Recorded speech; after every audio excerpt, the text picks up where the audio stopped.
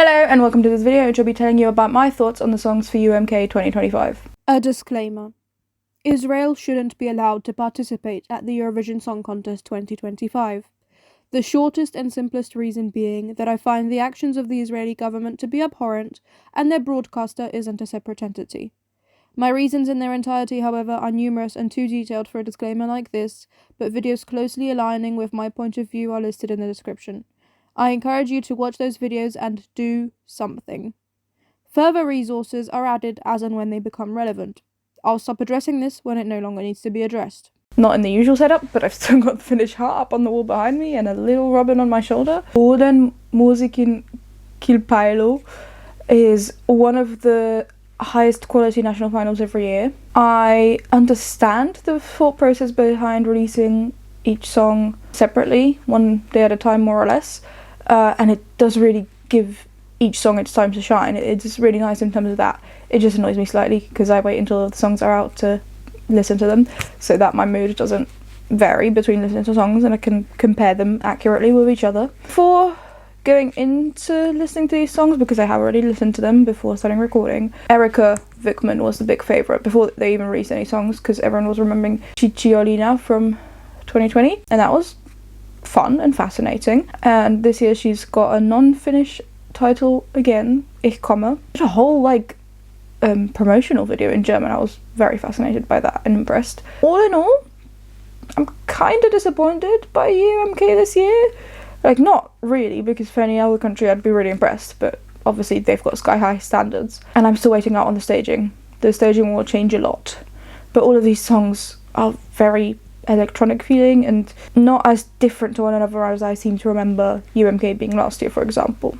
And I also still truly have no idea who'll win. I don't think Erika is secured a spot at Eurovision 2025. I don't think she really wants it, and I think she'd be a great representative for Finland. And I don't know much about any of the other contestants, really. I can see anyone winning, really. They just need to bring their best staging and live performance. I wasn't listening to songs, but I still saw people's excitement on Instagram. And a lot of people did get excited about Puppy, so I knew that going into it, which maybe influenced my reaction.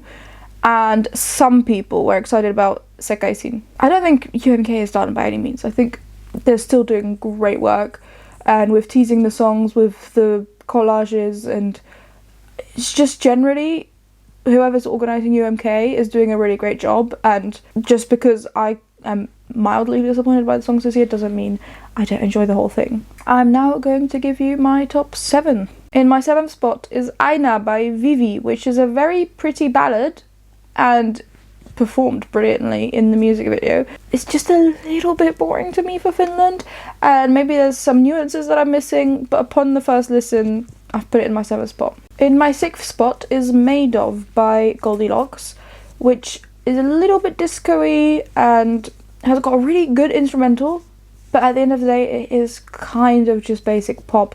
Nothing wrong with that either, just not my favourite, but it's really good and it's modern.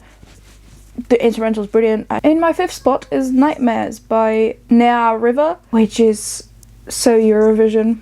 I can hear it in a Euro club somewhere already, and it reminds me a bit of Monsters. It feels like a slightly darker We Will Rave almost, because of the lyrics mostly, but it feels like it's just continuing that Eurovision 90s trashy pop stuff, but with nice lyrics. The lyrics are obviously of a higher quality than these kind of songs usually have, but it really feels at home and it's nice. I do not speak Finnish, so excuse my pronunciation. In my 4th spot is Hitamin Hautan by Nelly Matula, which was fascinating. It's got this cotton candy aesthetic going on, but it's like I Won't Rush to My Grave, which I think is meant to be in the positive sense of I'll just enjoy my way through life and I've accepted that it will end at some point, I don't know when, but I'll just enjoy it while I'm here. Kind of. So almost YOLO, but in a way nicer package than saying YOLO. Yeah, it's really nice. And the thing about Friends of there's not a worry too small or a dream too big with them.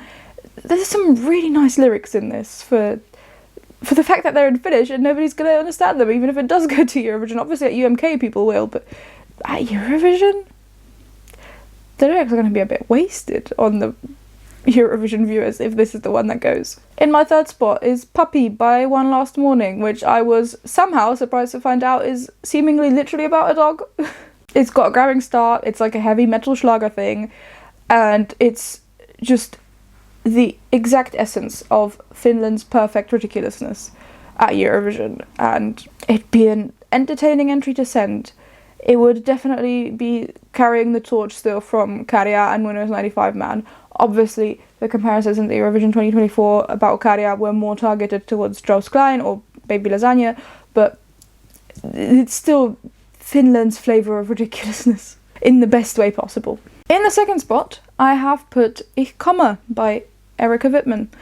I don't know how to pronounce it, what accent to pronounce it with. It started off sounding a little bit like Chijoina Part 2, and then it really wasn't. I'm a little bit dumbfounded by the lyrics, questioning if something like that would even be allowed if it was in English at Eurovision, or even if it were to be chosen to go to Eurovision, which I think the chances are pretty good. As I say, I don't know who will win, but I think some songs have a slightly higher chance than others. I don't know if the lyrics definitely won't need to be changed. It almost feels like Erika was kind of waiting for this Eurovision specifically because it's the 69th edition. The final build of the song is truly epic. This whole song is epic.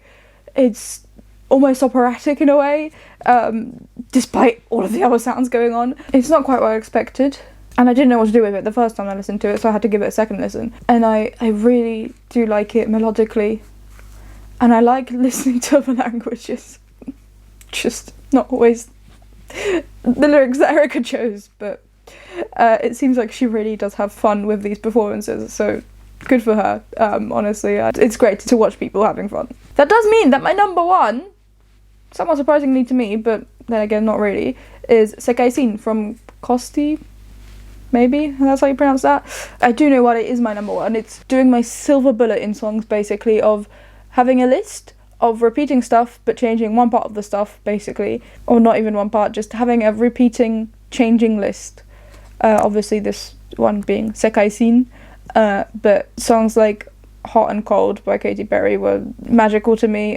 Something like Easy Love by R5, something like Musica Leggerissima in the Bridge from Colpasce Di Martino. Whenever there's listing that keeps changing something about the way the thing that is being listed, the songs just, they grab me. I don't know why. But regarding the musicality of the song, it's got a really nice build and some really fun sounds in the production, and the lyrics and the verses are especially fun to me. So it's become my number one for UMK, but I'm genuinely, I think at UMK this might change the most. The stagings could basically flip this list upside down depending on what happens. But upon listening to the studio versions and watching those music videos, not really taking the music videos into account, obviously it's influencing how I listen to the song, but I'm not taking that into account in terms of how much I like the song.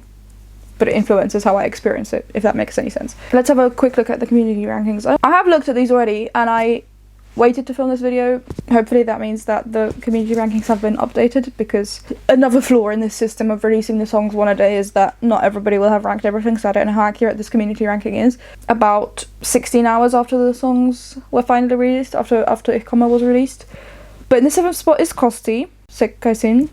Don't love that, but I don't know, people aren't enjoying it. 6th spot is One Morning Left. Did I say One Last Morning earlier? I'm so sorry. One Morning Left. In my 3rd spot is Puppy by One Last Morning. That also surprises me because I saw the most excitement about this song while they were being released, apart from Ich komme, obviously, but that one was building up hype even before. In the 5th spot is Vivi, which is the ballad, Aina, yeah. 4th spot is Nelly Matula, which is Hitamin Hautan. Okay. 3rd spot is Goldilocks, made of. Sure. 2nd spot is Erika Wittmann. So she didn't get the 1st spot because the 1st spot is for Nea River, which is Nightmares. That was also the first song release. Are people just the most used to it? I don't know. I don't know if the community ranking is accurate. What's the points difference like? Okay, the points difference is pretty big. Nea does have quite a few more points. She's got 2,000 more points than Erika. And the points difference between 2nd to 4th spot is almost negligible. And then 5th and 6th also have a similar number of points, which leaves Kosti quite significantly in the back. He's got 2,000 points less than 6th spot as well. So, I don't know. Maybe people aren't enjoying Sekaisin. I am. It's like a double-edged sword, having high-quality songs, because this year I think there's less variety, but I do still think all of these songs are pretty high quality. But it does mean there's more splintering, and then I just don't know who will win. The community ranking isn't necessarily as accurate a reflection of people's favourite songs. Obviously it's of the favourite song, but then the ranking within that maybe is difficult to judge, and also there's only 7 songs, so 1, 2 and 3 points aren't there, which could also have an influence. You don't have as many songs lower down getting fewer points, so it feels like the points are maybe clustered more closely together. I think that's the maths there. But those are all of my thoughts so far on UMK 2025. I think it's very open who will win, but leave your thoughts down in the comments below as well. Which songs did you enjoy? Who do you think will be winning? What are your hopes for the staging? And remember to literally like the video if you liked watching it, share it with someone else who you think might enjoy watching the video as well, and if you'd like to subscribe to the channel for more Eurovision 2025 and beyond content. But thank you ever so much just for watching the video itself though, that's a great help as it is. I really do hope that you enjoyed it, that got something out of it. I'll see you next time that shows up on your feed. Bye!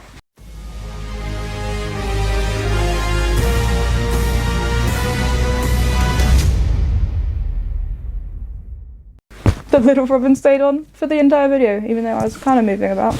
Is she gonna fall? Can she fall? Oh wow, I could have really... Oh, there we go.